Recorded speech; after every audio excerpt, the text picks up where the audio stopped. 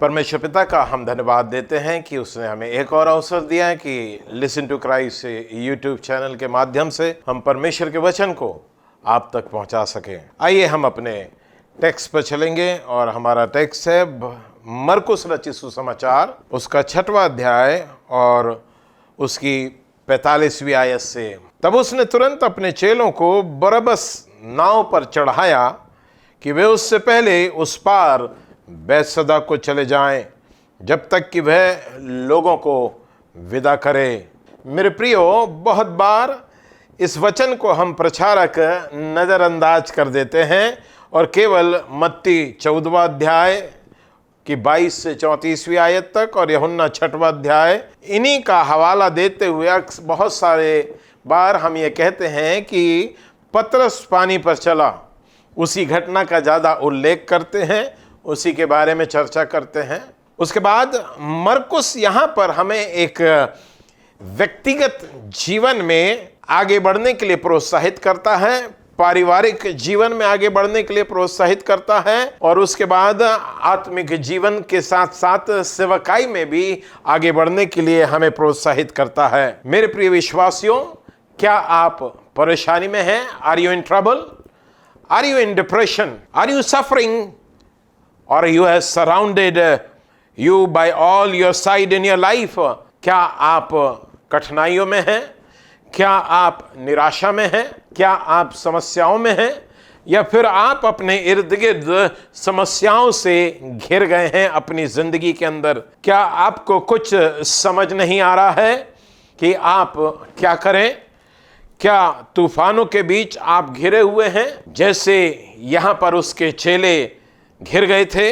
क्या आपको प्रतीत हो रहा है कि आप आगे नहीं बढ़ रहे हैं? क्या जिंदगी में तूफान ने आपको घेर रखा है? या आपको ऐसा लग रहा है कि हमारे हालात अब बेहतर नहीं हो रहे हैं? तो मेरे पास आपके कुछ सवालों का परमेश्वर के वचन के द्वारा उत्तर है। जवाब है परिश्रम करते रहो।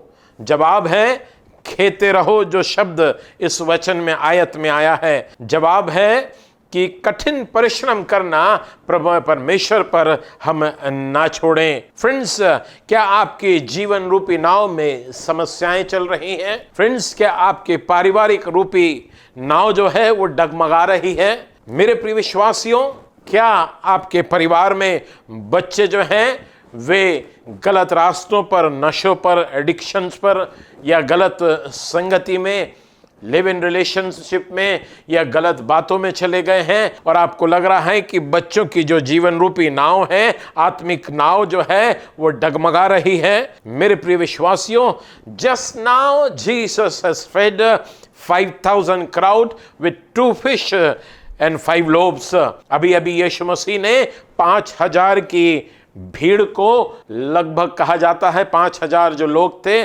उनको 5 रोटी और 2 मछली से भोजन कराया है। And everybody was satisfied the hunger of a crowd spiritually and physically. यहाँ पर शारीरिक रूप से वे सब खाकर तृप्त हो गए हैं और तमाम लोगों ने वहाँ पर यीशु मसीह का बड़ा आश्चर्य कर्म देखा है। और इस भीड़ के संग यहाँ पर जो चेले हैं, इन्होंने भी आश्चर्य कर्म को देखा है। मेरे प्रिय विश्वासियों, परंतु इसके बाद यीशु मसीह अपने चेलों को बरअब्बस नाव पर चढ़ाया ताकि वे झील के उस पार बैतसैदा को चले जाएं। यीशु भीड़ में से और चेलों से तुरंत अपने आप को अलग करते हैं। यहाँ पर यह बहुत इंपॉर्टेंट चीज है, क्योंकि यीशु मसीह को मालूम है कि 2 मछलियां और 5 रोटियां और खाने वाले लगभग 5,000 जो आश्चर्य कर्म से प्रभावित लोग हैं, वे जानते हैं कि ये यीशु मसीह यदि हमारे संग रहेगा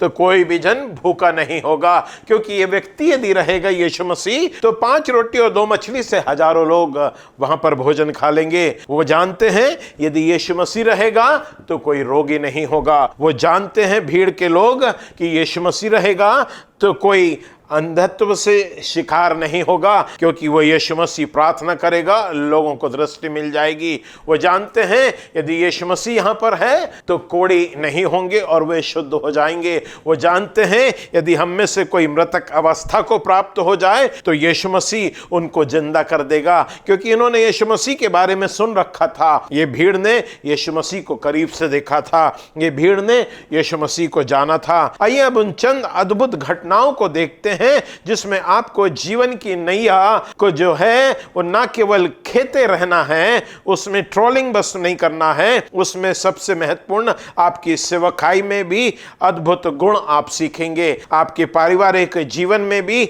आप आगे बढ़ेंगे, आपके आत्मिक जीवन में भी आप प्रभु की महिमा करने पाएंगे। मेरे प्रिय विश्वासियों, यहां पर जो सबसे महत्वपूर्ण बात मेरे और आपको देखने को मिल रही है, यहां लिखा हुआ है, और उसके बाद यहां पर लिखा हुआ है 46वीं आयत, मरकुस 6:46, और उन्हें विदा करके पहाड़ पर प्रार्थना करने को गया।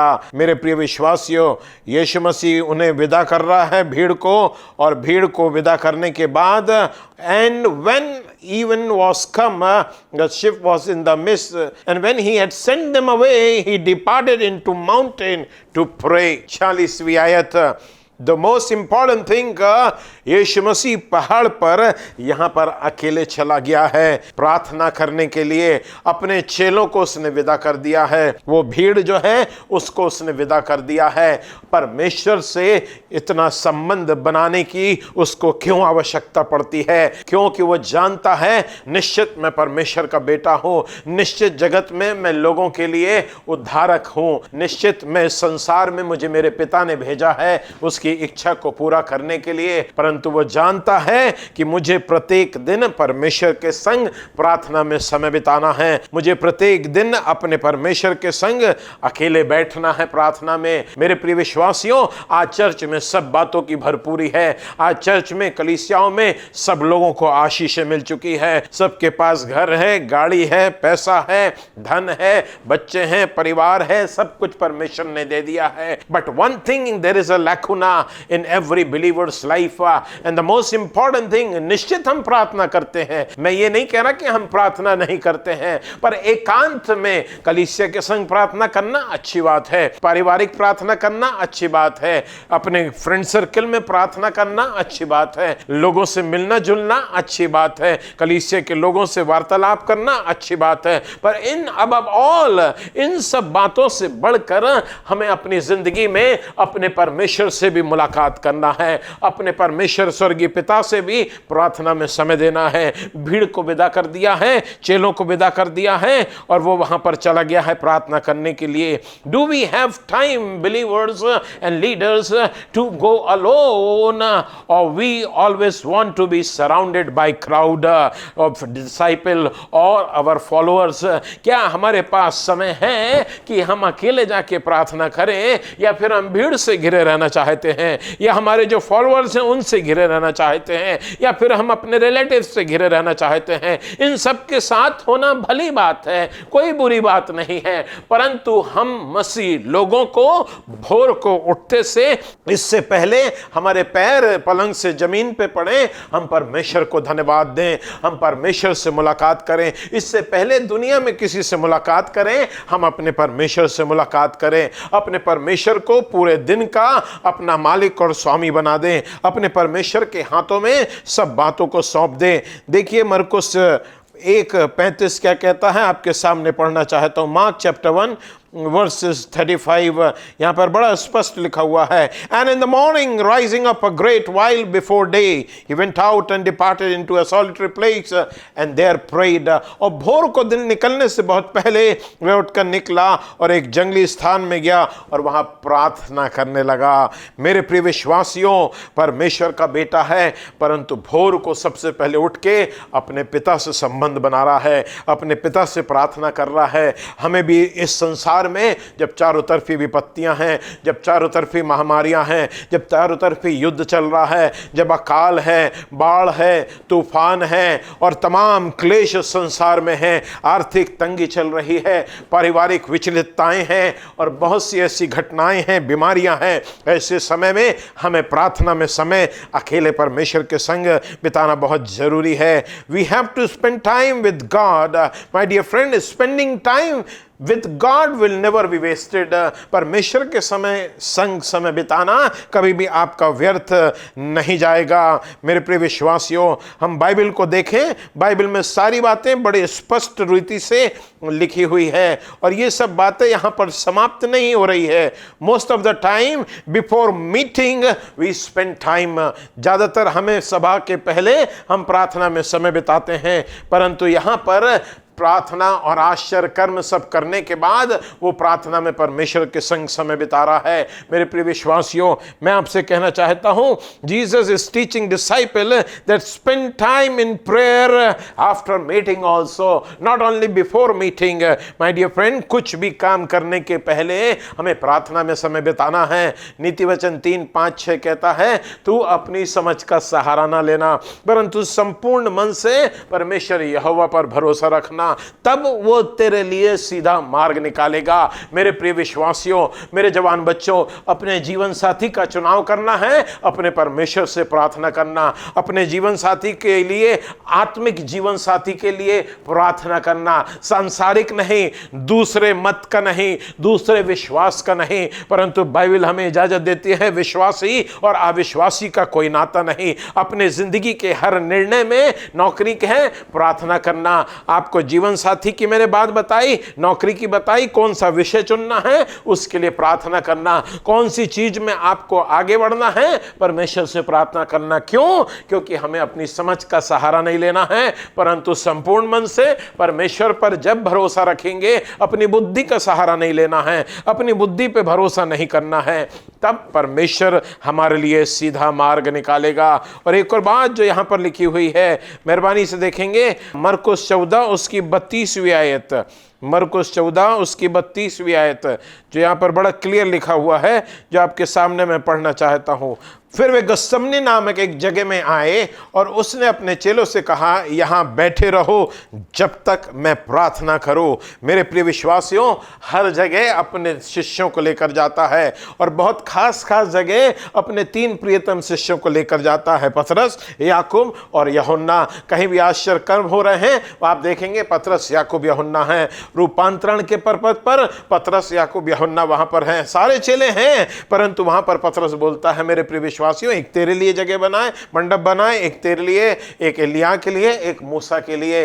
और जहां पर एक मृत्यु हो जाती है वहां पर पतरस, याकूब, यूहन्ना है। गत्समनी के बाग में गया है, पतरस, याकूब, यूहन्ना साथ में है, परंतु उनको बोला तुम यहीं ठहरे रहना, और वहां से वो अलग अंदर प्रार्थना करने चला जाता है। मेरे प्रिय विश्वासियों, how much importance we give in our life to our God in our prayer in early morning, that is more important my dear friend. और उसके बाद मरकुस 6 और उसकी 47वीं आयत क्या कह रही है? मार्क चैप्टर 6 वर्सेस 47 यहां पर लिखा हुआ है, और जब सांझ हुई तो नाव झील के बीच में थी और वह अकेला भूमि पर था। संध्या, इवनिंग का वक्त है, सांझ का समय है। मेरे प्रिय विश्वासियों, शैतान का वक्त यहां पर जो है आप देखेंगे, यहूदा इस्करियोती जो है, सांझ हुई और जो ही रात्रि प्रारंभ होती है और वो वहां से प्रभुभोज से उठकर बाहर चला जाता है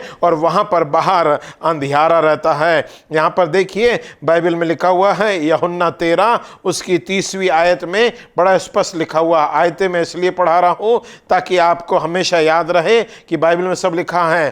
तब वह टुकड़ा लेकर तुरंत बाहर चला गया और रात्रि का समय था। ये शाम और रात्रि के समय अंधकार की शक्तियां प्रबल हो जाती हैं, गलत काम प्रारंभ हो जाते हैं, पब्स प्रारंभ हो जाते हैं, पार्टियां प्रारंभ हो जाती हैं, लेट नाइट मूवीज प्रारंभ हो जाती है। मॉल के अंदर जाके मसीह विश्वासी बच्चे जिनके माता पिता अच्छे रास्तों पर चले हैं, आजकल मॉल में जाके मूवीज देख रहे हैं, सांसारिक मूवी। कोई हॉलीवुड और बॉलीवुड व्यक्ति आपको स्वर्ग नहीं ले जाएगा, कोई आपका हीरो जो है वो यीशु मसीह होना चाहिए। आप ये ना कहें कि हम यीशु मसीह को भी मानते हैं और हम अपनी मनमर्जी भी कर सकते हैं। तुम प्रभु के कटोरे और शैतान के कटोरे में से नहीं पी सकते। मेरे प्रिय जवानों, मेरे प्रिय विश्वासियों, my dear young friends, let me tell you everything that is very clear in crystal in Bible.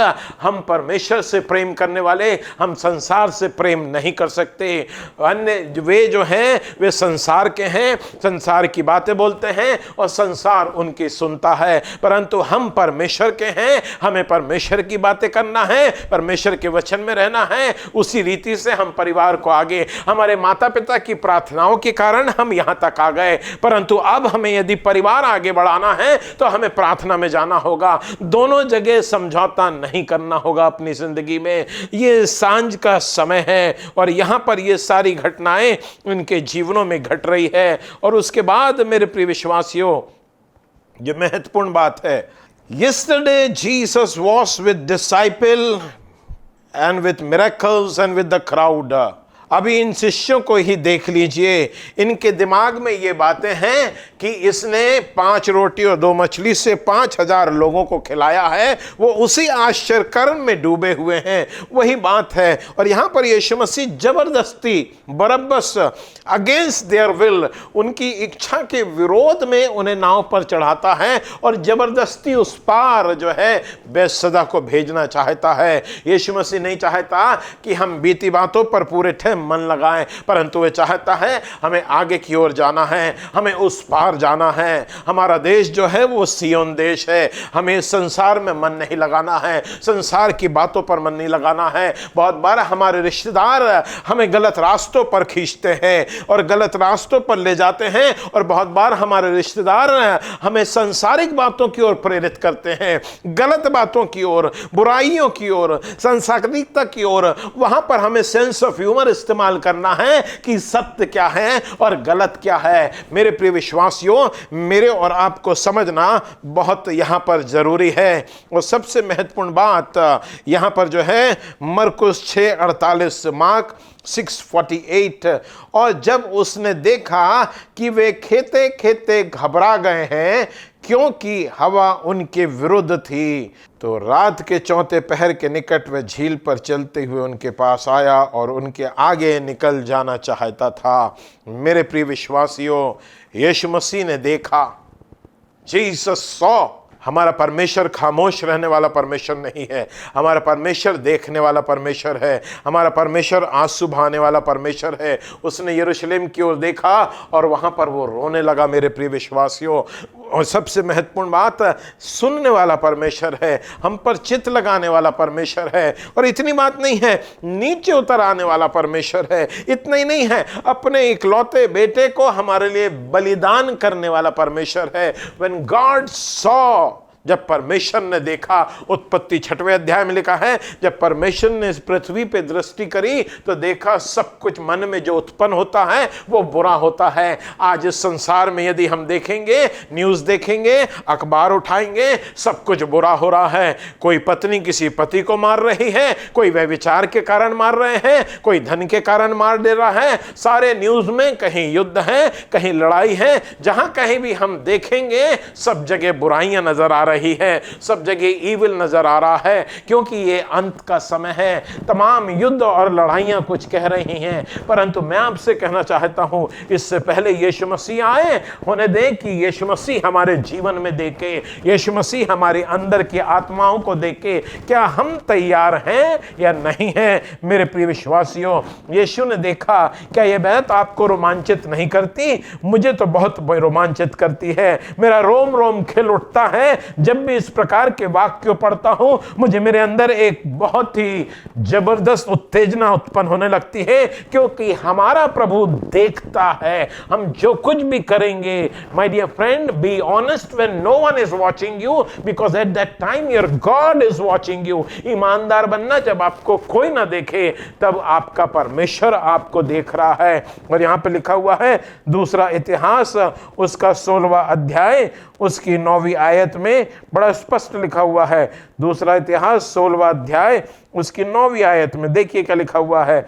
देख यहोवा की दृष्टि सारी पृथ्वी पर इसलिए फिरती रहती है, यहोवा की दृष्टि सारी पृथ्वी पर फिरती रहती है। ये बात आप समझ लें कि आप कुछ भी कर रहे हैं तो आप ये नहीं सोचना कि हम यदि गलत भी कर रहे हैं तो हम सही कर रहे हैं। लोगों को खुश करने के लिए, कुछ चंद मिनट और घंटों की सुख और शांति प्राप्त करने के लिए आप कुछ गलत बातों का अंजाम देते हैं, चाहे व्हाट्सएप में हो, चाहे यूट्यूब में हो, चाहे नेटफ्लिक्स में हो। परमेश्वर देख रहा है।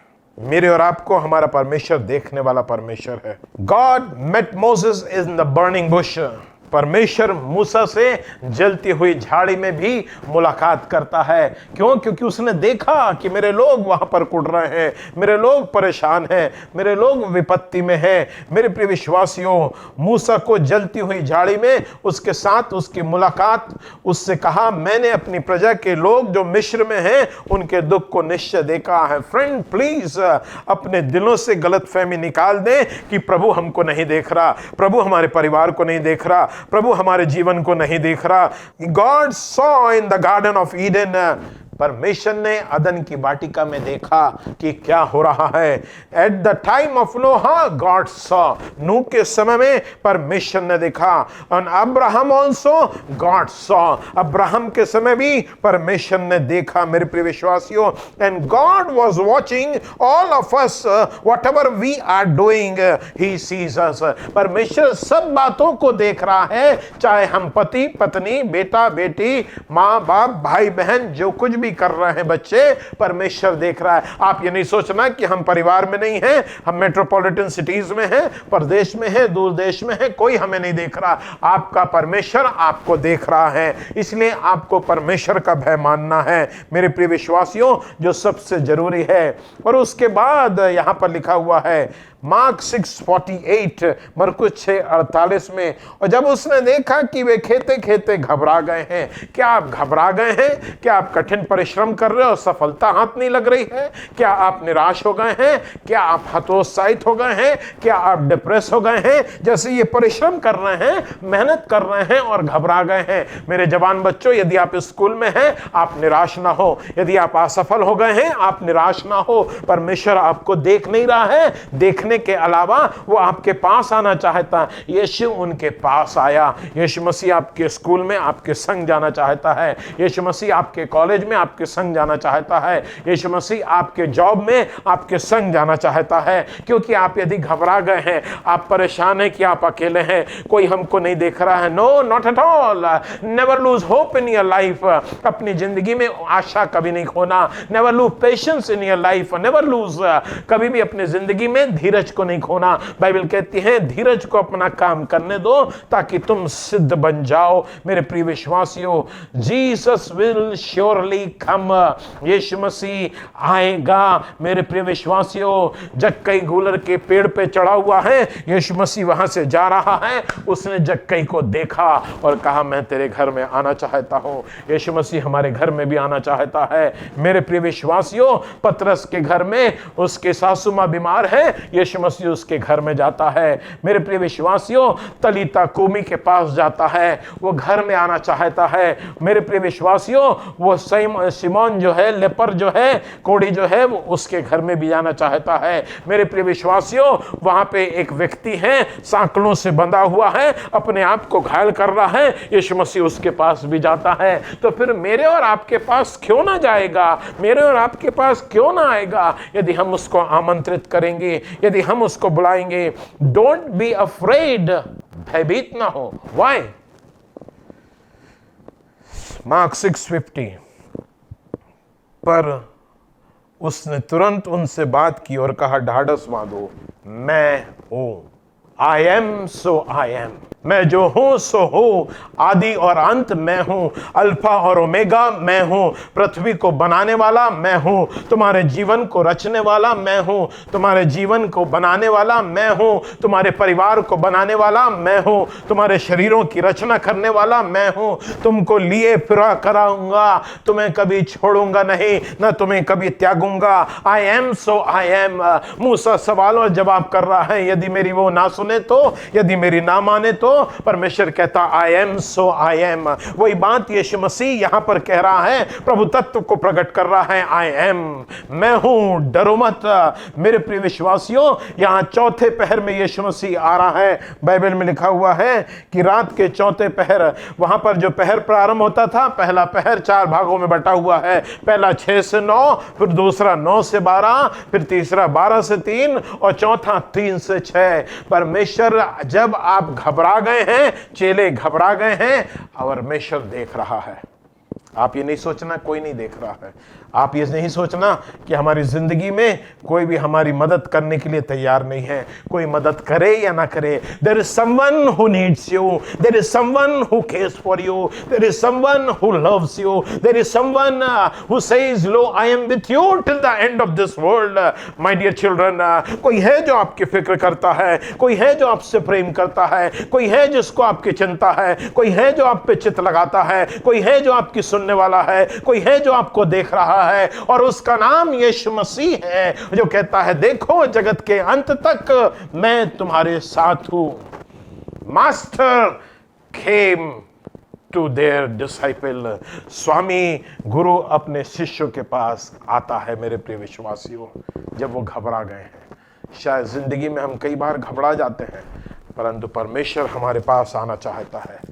हम अपनी जिंदगी में परिश्रम करना ना छोड़ें, हम अपनी ज़िंदगी में मेहनत करते रहें, मेहनत से ना कतराएं, हम अपनी ज़िंदगी में आगे बढ़ें। हम परमेश्वर से सीखें, यीशु मसीह से, कि वो प्रार्थना करना नहीं छोड़ रहा है, सबको किनारे करके प्रार्थना में जा रहा है। हम अपनी ज़िंदगी में देखें कि यीशु मसीह देख रहा है कि इन लोग क्या कर रहे हैं। मेरे प्रिय विश्वासियों, जब वो घबरा गया तब वो उनके पास आ गया। The moment he entered his foot in the ship, जो ही उसने जहाज नाव के अंदर पैर रखा, आंधी थम गई।